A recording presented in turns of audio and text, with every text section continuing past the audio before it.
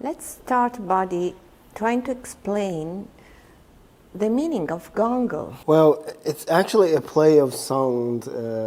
It will require certain knowledge of Chinese, but let me try my best to explain it.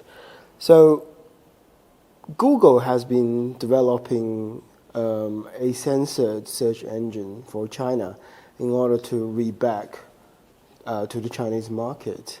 And this work is criticizing their compromising values. So I changed one letters in the entire name of the logo. Then the sound changed from Google to Gongle. And Gongle has a very similar sound as the Chinese means the sound for communism. So that is the connection and that is the play between these two. Yeah, thank you, because it's important to catch also this part which is not meaningful otherwise to us. But let's speak also about the other logos that are presented and also about this very poetical portrait that ends this gallery. So this is the work or the installation that I haven't been to exhibiting in the Hong Kong exhibition, and as you can see that the choice of neon lines is actually dedicated to Hong Kong's street scene. It is probably the most strongest, visual experience that you can take from a city like Hong Kong.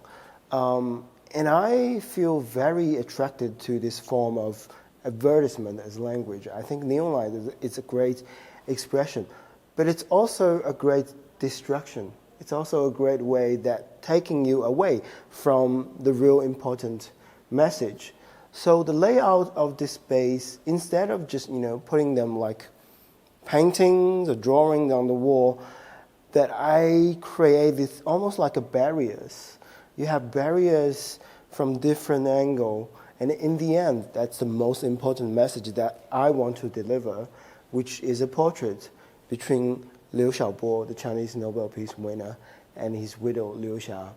And in order to reach to that destiny, that very important message, you have to go around with, censorship of Google, you have to go around with Xi Jinping's ego, you have to go around with Facebook and Twitter's issues. And in the end, you can reach that very important message.